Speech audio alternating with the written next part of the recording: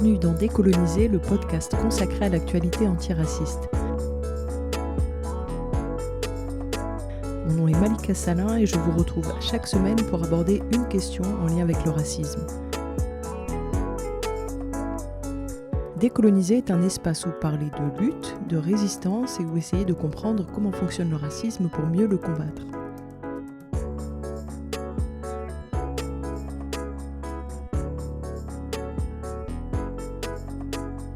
Aujourd'hui, nous continuons cette série consacrée aux deux poids deux mesures.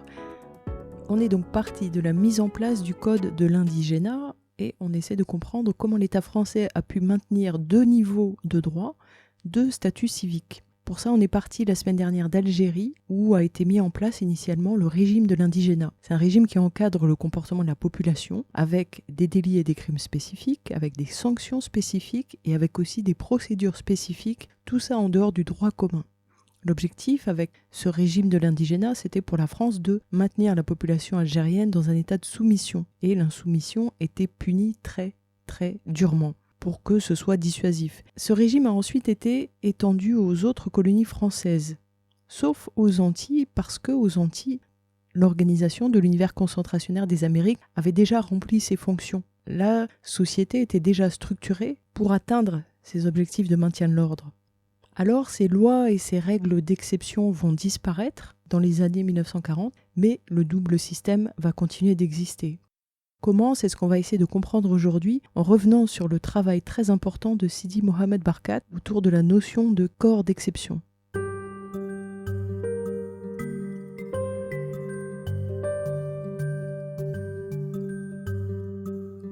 Sidi Mohamed Barkat, c'est un Algérien, il est enseignant-chercheur spécialiste d'épistémologie des sciences sociales. Qu'est-ce que ça veut dire épistémologie des sciences sociales? L'épistémologie, c'est l'étude de la connaissance. Et les sciences sociales, ce sont toutes les sciences qui s'intéressent aux comportements sociaux, aux comportements humains, aux pratiques et aux faits sociaux. Donc faire de l'épistémologie des sciences sociales, c'est étudier les sciences sociales parce qu'elles sont très différentes des sciences dures. Avec les mathématiques et la biologie, le résultat est tangible, il peut être vérifié, l'expérience peut être répétée, alors que dans les sciences sociales, il y a plein de choses sur lesquelles les chercheurs ne vont pas être d'accord. Par exemple, est-ce que l'histoire est incluse dans les sciences sociales? Ou alors, qu'est-ce qu'un fait social? Il peut y avoir des points de vue très différents là-dessus. Mais la question, ça peut aussi être, est-ce qu'on étudie les pratiques sociales? Ou alors est-ce qu'on ne tient compte que des normes sociales et des institutions? Et si vous avez écouté l'épisode de la semaine dernière, vous voyez où je veux en venir. En tant que chercheur, Sidi Mohamed Barkat a inclus toutes ces questions dans sa réflexion, notamment parce que ce sur quoi il va faire un travail important, c'est cette notion de corps d'exception. C'est un concept qu'il a créé et ce concept est à la fois juridique, politique et anthropologique. Il va le développer dans un livre qu'il publie en 2005, qui est vraiment un livre important. Le titre, c'est « Le corps d'exception, les artifices du pouvoir colonial et la destruction de la vie ». Ce livre a été popularisé par Pierre Thévagnan, animateur du site internet LMSI que beaucoup connaissent. Le livre de Sidi Mohamed Barkat est pas aussi connu qu'il le devrait. C'est peut-être aussi parce qu'il est sorti en 2005, qui a été une année clé dans l'histoire décoloniale, puisque c'est l'année où, sous Chirac, Michel Alliot-Marie a proposé la loi portant reconnaissance de la nation et contribution nationale en faveur des rapatriés. L'article 4 de cette loi proposait que les manuels scolaires reconnaissent le rôle positif de la présence française outre-mer et notamment en Afrique du Nord. Donc ça a créé un tollé général évidemment et après ce tollé, cet alinéa a été abrogé. Et ça montre d'ailleurs que la lutte paie. 2005, c'est aussi l'année de naissance du mouvement des indigènes de la République suite à l'appel des indigènes de la République qui a rencontré un succès inattendu. Ce mouvement s'est revendiqué héritier des luttes contre l'esclavage et contre la colonisation. C'est un mouvement qui prône l'autonomie théorique et politique et dont l'existence va complètement bouleverser le champ politique français parce que c'est un mouvement qui s'inscrit dans la rupture. Sidi Mohamed Barkat prend sa plume pour répondre à la proposition de loi de Michel Alliot-Marie puisqu'il perçoit là-dedans une forme de négationnisme puisqu'on essaie de minimiser l'importance du fait colonial. On essaie aussi de minimiser l'implication de l'État français avec la technique habituelle qui consiste à dire il y a eu des dérapages, ils étaient du fait d'une minorité très très méchante, tout ça c'était dans des temps lointains, heureusement tout ça est révolu. Cette ficelle, on la connaît très bien. Et donc le livre de Sidi Mohamed Barkat est une mise au point sévère et sans appel. Je vous propose de survoler ce livre aujourd'hui. L'auteur nous dit « L'État colonial a fait coexister l'État de droit et la terreur légale. Et cette terreur d'État, il faut plus que jamais la regarder, l'analyser et la décrire. Pour fonctionner, elle a besoin de produire une vérité sur l'indigène et cette vérité continue d'exister aujourd'hui. Donc c'est un problème qui est présent. Voilà pourquoi dans ce livre, il s'applique à décrire le système de gouvernement français dans les colonies. Je disais la semaine dernière, les Français mettent en place des règles spécifiques appliquées aux musulmans et quand on lit les ouvrages de l'époque, on voit qu'ils le justifiaient presque par leur bonté, parce qu'ils prétendaient que c'était pour respecter les traditions musulmanes. Parce que c'est bien connu, le Français respecte les traditions musulmanes. Là où c'est pervers, c'est que dans ces traditions se trouvent aussi pour les Français toutes les tares de l'indigène. Mais ce principe de justification lui permet de légitimer des pratiques qui produisent de l'inégalité. Et la représentation négative de l'indigène, la représentation inventée, fictive de l'indigène, elle est présentée comme une vérité sur l'indigène et elle continue d'exister aujourd'hui, elle est encore très présente. La France continue de différencier ceux qui constituent la nation, ceux qui la méritent et les indésirables. La force de cet imaginaire sur l'indigène, c'est que ça crée du réel et ça aide à maintenir un système inégalitaire. Et qui crée ces inégalités dès le départ, ce sont les institutions. Ce sont elles qui ont structuré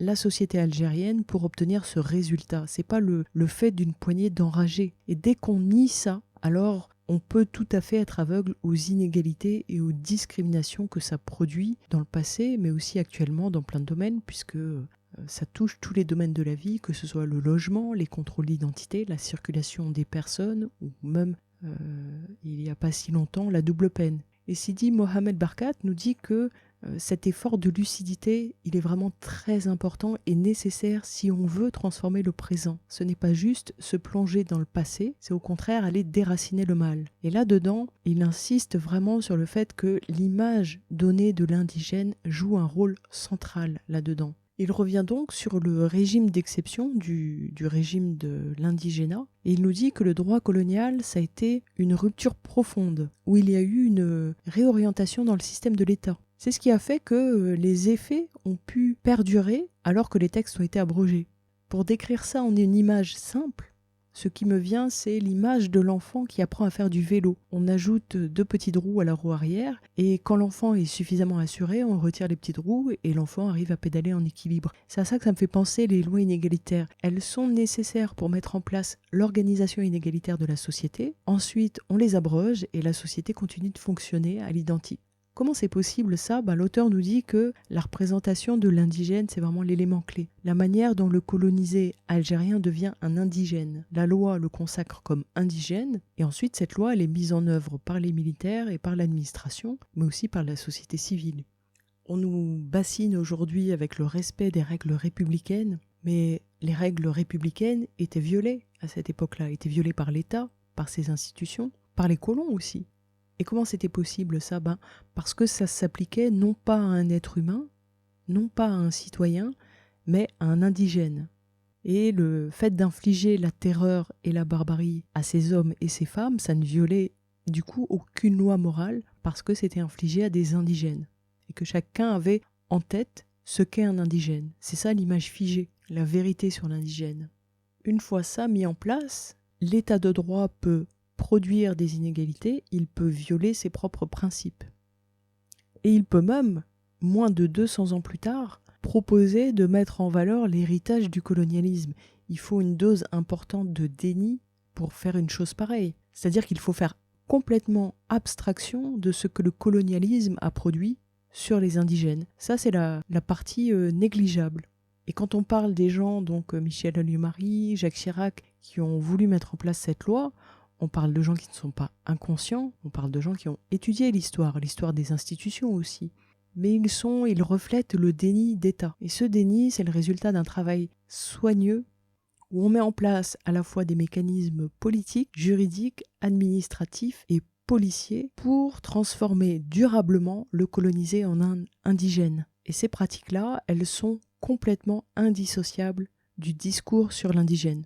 Ce sont vraiment les deux facettes d'une même politique. La semaine dernière, je citais Isabelle Merle qui écrivait qu'il n'y a pas d'un côté la norme et à côté l'exception, que l'exception participe à construire la norme. Bien dans ce livre sur le corps d'exception, Sidi Mohamed Barkat nous dit que ce moment de construction de la figure de l'indigène participe à construire une nouvelle idée de la nation française. À partir de ce moment-là, il y a la nation unie et il y a cette division de ceux qui lui appartiennent et de ceux qui devraient lui appartenir, mais qui en même temps ne pourront jamais lui appartenir. Pour illustrer ça, j'ai envie de parler de cette histoire de la naturalisation. La naturalisation, elle était vendue comme un idéal aux indigènes, et elle ne pouvait se réaliser que si l'indigène rompait avec tout ce qu'il était, et notamment avec le plus important, l'islam. Mais dans le même temps, les naturalisations dans l'Algérie colonisée, elles étaient tellement rares que des indigènes christianisés se sont vus refuser la naturalisation, ce qui est quand même le comble du comble de l'humiliation. On parle d'hommes ou de femmes qui se sont défaits de tout ce qu'ils étaient, qui sont allés mendier à l'occupant son bout de papier, et l'occupant leur a répondu par le mépris. C'est quand même le summum de la honte. Tandis que le blanc, l'européen, lui, par nature, il est à l'intérieur de la nation, tandis que l'indigène, il est condamné à être à la frontière et à tenter d'y être. Mais dans le même temps, il ne pourra jamais y être. C'est le propre de sa condition. Mais il a intérêt d'essayer d'y être, parce que s'il n'essaie pas, il sera sévèrement réprimé. Et plus il y a de contraintes sur le colonisé, plus le colon jouit de sa liberté. Ça, cette nouveauté, c'est une rupture avec le droit commun. Cette nouveauté qui fait que seuls les privilégiés font partie intégrante de la nation. Et ça date de 1865, le Senatus Consulte qui est promulgué sous l'Empire le 14 juillet 1865. Tout le dispositif juridique et administratif appliqué aux colonisés et que j'ai essayé de décrire la semaine dernière, tout ça, ça s'appuie sur ce texte. À partir de ce texte, juridiquement et politiquement, la catégorie de citoyen s'oppose à la catégorie d'indigène. Et l'indigène, à cause de sa culture, de sa tradition, on considère qu'il ne peut pas bénéficier des droits reconnus aux citoyens. Et donc, logiquement, de sa culture, il est censé s'émanciper. Mais dans le même temps, son statut juridique et politique l'empêche d'accéder à un traitement humain. Donc c'est une impossibilité totale. Et on aurait tort de penser que abroger les textes qui produisent le régime d'indigénat suffit à faire disparaître cette inégalité, puisque là elle est inscrite dans la définition de la nation. Preuve qu'il n'est pas nécessaire que l'inégalité soit inscrite dans les textes pour s'exercer. Sétif Egelma, ça a eu lieu après l'abrogation de 1944. Donc ce Senatus Consulte de 1865, il va créer un lien d'appartenance entre le blanc et l'État souverain. Tandis que pour l'indigène, le droit musulman et les coutumes empêchent qu'il y ait le même lien tissé entre lui et l'État. C'est ce que ce texte introduit comme nouveau critère. Ce n'est plus la naissance, le critère d'appartenance à la nation. C'est la conscience morale, et le colon, lui, il a cette conscience morale qui fait qu'il mérite d'accéder à la liberté et l'égalité, et même à l'humanité. Cette morale, c'est la capacité innée qu'a le colon de faire la différence entre le bien et le mal. Et parce qu'il est capable de ça, il peut accéder au statut de citoyen. Et qui tranche la capacité qu'a un être humain ou non de différencier le bien du mal, qui fixe les critères, évidemment, c'est l'État. L'État va apprécier le degré de morale d'un homme ou d'une femme qu'il a indigénisé pour mieux coloniser son pays. Mais il continue. Quand, en 2020, dans les procédures de naturalisation, il demande aux candidats de se positionner sur les droits LGBT ou sur l'égalité homme-femme. Ce sont juste que ces critères de moralité, les critères de moralité de l'État, ont évolué au fil des époques. Mais la mécanique est la même. C'est valable aussi dans l'enceinte d'un tribunal, quand on demande à un homme en détention provisoire s'il est Charlie. Ou s'il répond mal à cette question, il reste en prison. Mais cette question ne sera jamais posée à un blanc.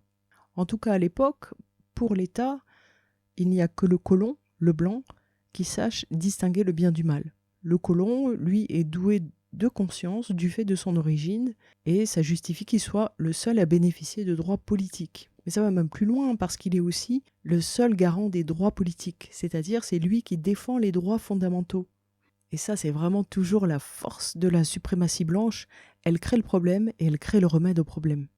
Elle crée le racisme, par exemple, mais c'est elle qui est véritablement antiraciste.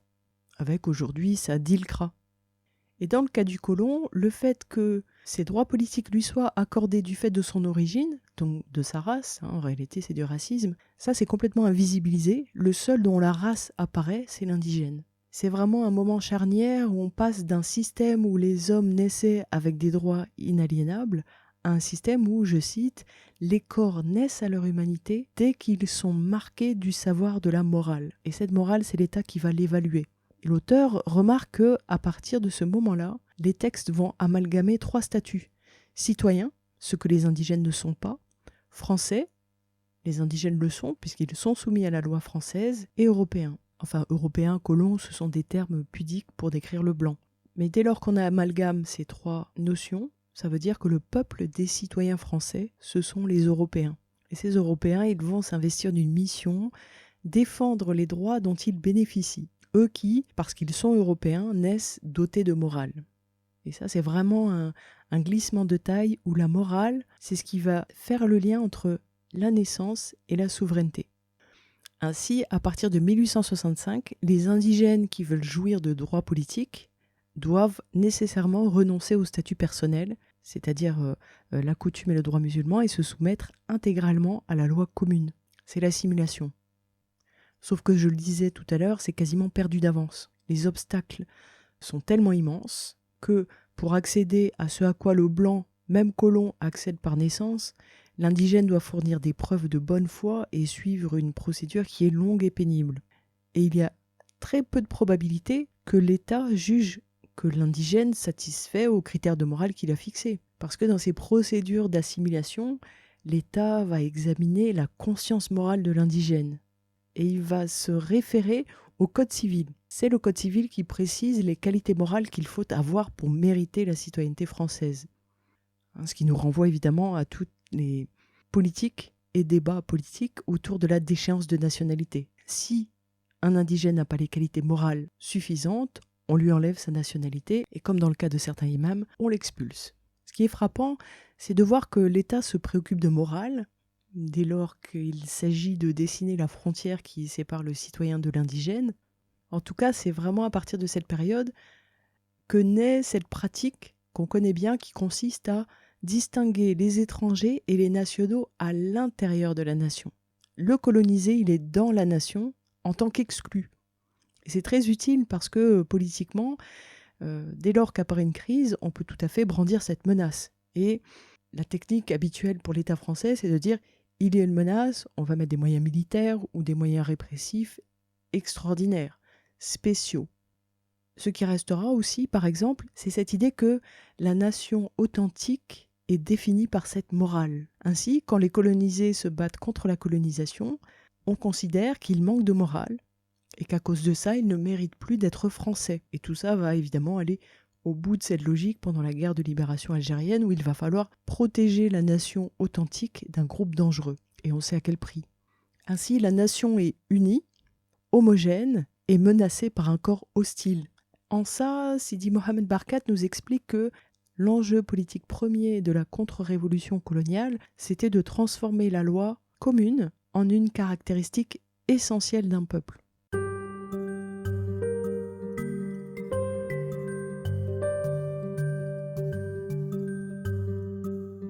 Alors on se retrouve avec un territoire, l'Algérie, où vivent des Européens et assimilés et des indigènes. Les premiers naissent dotés de morale, ce qui en fait des citoyens français d'emblée, et les seconds n'ont pas de droit politique à cause de leur incapacité de distinguer le bien du mal, qui les assigne donc au statut d'indigènes. Et c'est l'État et sa loi qui organisent et garantissent cette distribution sociale.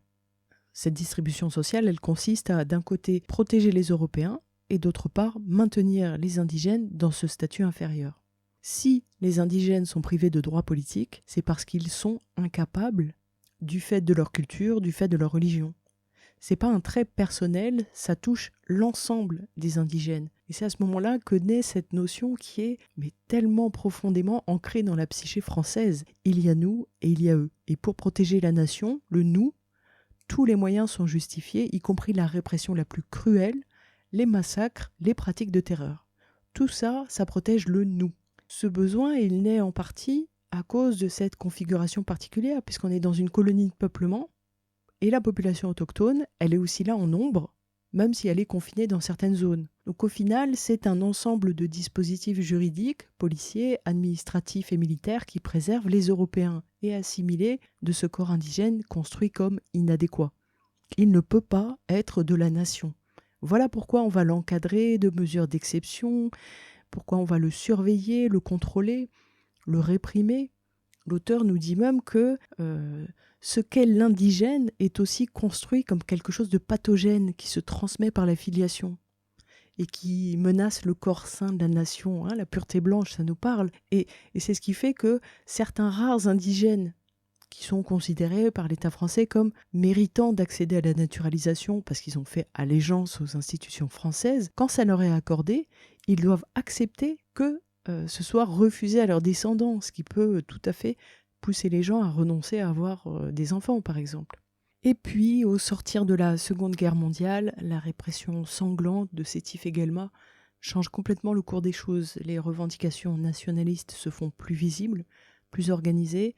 Les indigènes reprennent vie en prenant un nom, un drapeau. Et alors que les Européens sont en train de célébrer la libération, les indigènes, eux, commencent à s'organiser pour leur libération. Et ils utilisent évidemment la violence aussi pour ça, en réponse à la violence coloniale. Et face à ça, ils vont subir une répression féroce. Sidi Mohamed Barkat soulève que une part de cette répression, c'était par exemple la condamnation à mort d'indigènes.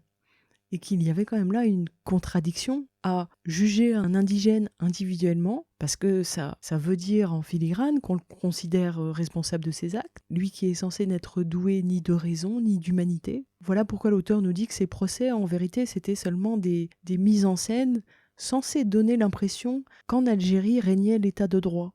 Parce que derrière ces procès, en vérité, il y avait une répression large, et cette répression large, elle ne s'embarrassait pas de procédure. Tandis que ces procès, ils donnent un air de légalité. Mais la plus grande partie de la répression, qui est infligée aux colonisés, elle enfreignait toute morale. C'était ce qui était mis en œuvre par les militaires et les milices, et c'était des sanctions collectives aussi pour propager la terreur. Et l'idée même de sanctions collectives, elle renvoie à la notion d'indigènes, qui ne sont pas considérés comme des individus, mais comme un groupe, un ensemble dénué d'humanité. Et dès lors qu'ils n'ont pas d'humanité, c'est possible de les supprimer. Sauf qu'on est dans les années 50, le code de l'indigénat a été abrogé, l'égalité est dans la loi. Or, si ils ont les mêmes droits politiques que les Européens, il ne devrait pas être possible de supprimer les indigènes, de les réprimer sauvagement. Donc c'est quand même à quelques détails comme ça qu'on distingue le statut du soi-disant ancien indigène de l'Européen.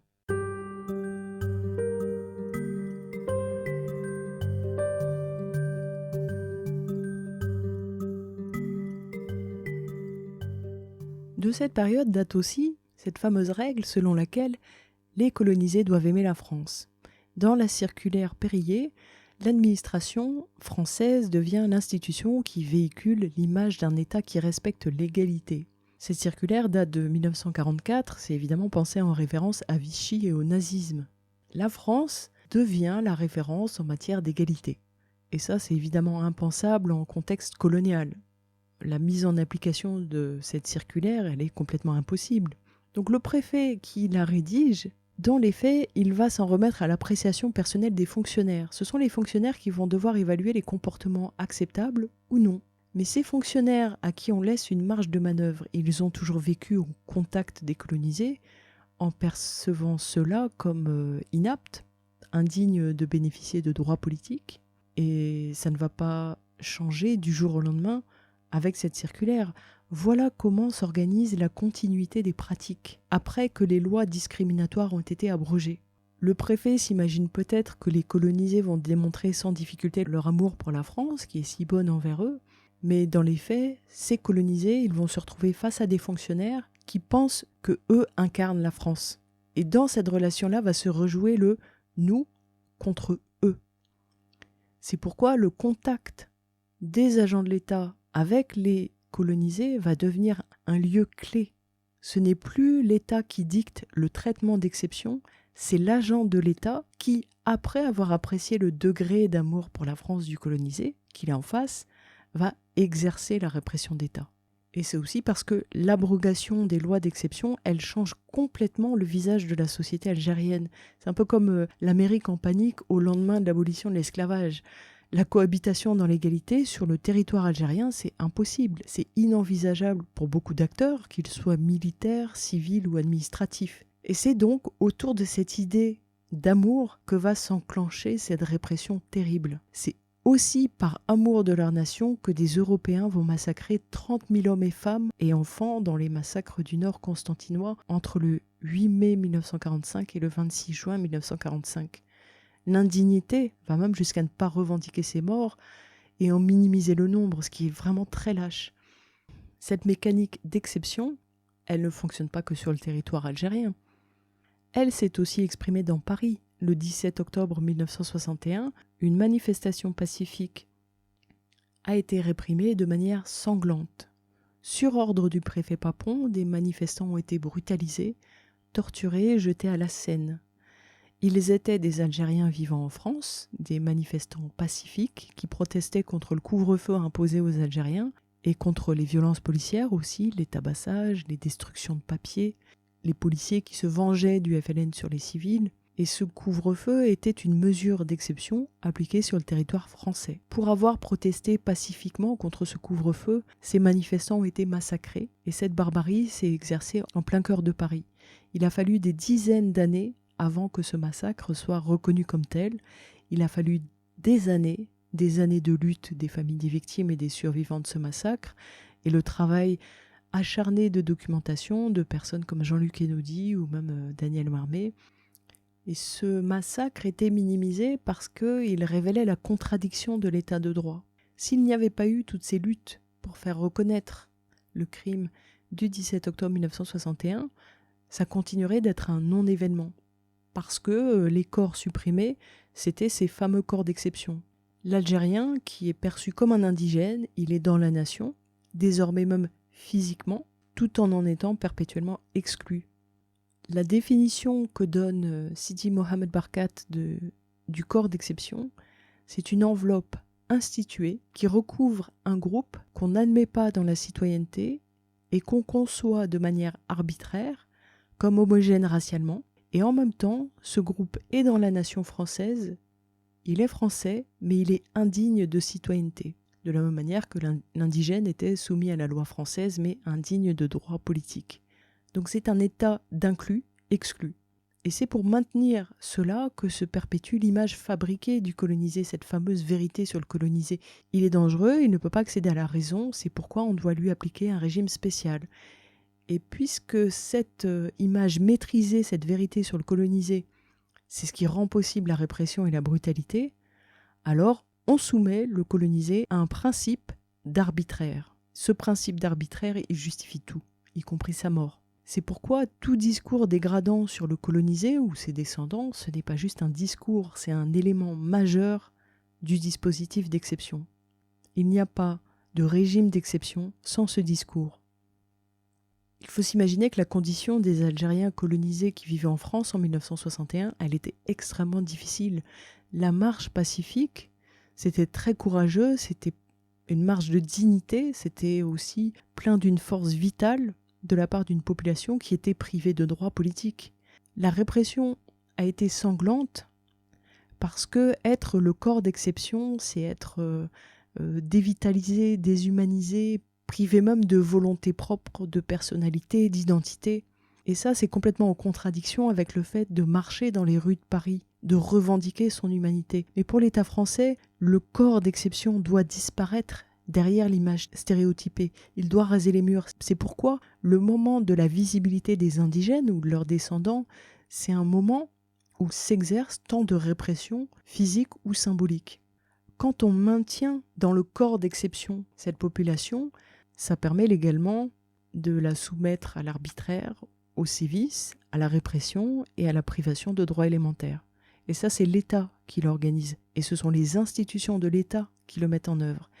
Aujourd'hui encore, il se trouve des gens pour faire porter la responsabilité de ce qui s'est passé au FLN. Faire ça, c'est passer à côté de l'essentiel. Le crime du 17 octobre 1961 a été possible à cause du corps d'exception. Ce corps qui est censé ne pas apparaître. Et quand il apparaît, c'est insupportable parce qu'il sort du cadre dans lequel on veut l'enfermer et il reprend vie. La répression, elle est là pour l'y remettre. Le colonisé qui sort de ce cadre, c'est perçu par l'État comme une déclaration de guerre. Pour conclure, c'est un livre qui est court, mais c'est un livre qui est essentiel. Au moment où il sort en librairie, toutes ces questions sont encore peu discutées en France. Nous sommes 15 ans plus tard et on comprend à quel point ce concept a apporté quelque chose de nouveau, d'essentiel pour comprendre la condition des colonisés et de leurs descendants, avec évidemment aussi cette énorme détonation politique déclenchée par les révoltes de 2005 et déclenchée aussi par les indigènes de la République qui disaient « le passé n'est pas révolu ». Même si les choses ne sont pas identiques, il y a un continuum. L'interdiction de faire la politique dans les quartiers, le traitement policier et judiciaire des Noirs et des Arabes, l'islamophobie d'État, l'état d'urgence, la criminalisation des luttes décoloniales, la négrophobie d'État, la romophobie d'État, le philosémitisme, tout ça, ça témoigne du fait que cette logique d'exception, elle est encore très, très vivace. Et le deux poids deux mesures judiciaire, c'est l'illustration parfaite. Et dans le cas du deux poids deux mesures, comme dans le cas du massacre du 17 octobre, c'est très difficile de mettre l'État devant ses responsabilités puisque officiellement, aucune de ces règles n'a été violée.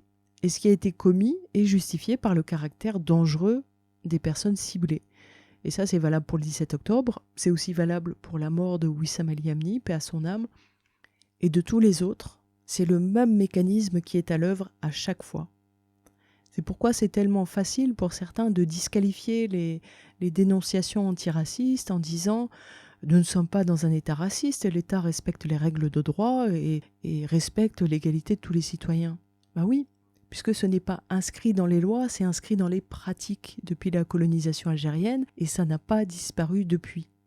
Les degrés ont varié, mais ça n'a pas disparu. On sait bien que toutes ces notions sont encore très vivaces, il suffit de voir la mort de Mehdi, paix à son âme, la semaine dernière, ou bien le projet de loi d'Emmanuel Macron contre le communautarisme, tout ça est très vivace. Et si on n'en comprend pas les racines, on va continuer d'apporter des réponses simplistes, comme celle qui consiste à dire il n'y a pas de racisme d'État puisque dans les textes, tout le monde est à égalité.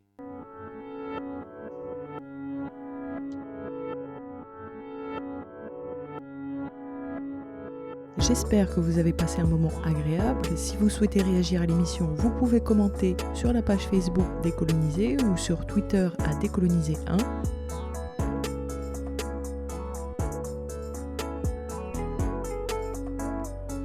Pour vous abonner, rendez-vous sur le portail Anchor du podcast ou bien sur SoundCloud ou encore sur Spotify.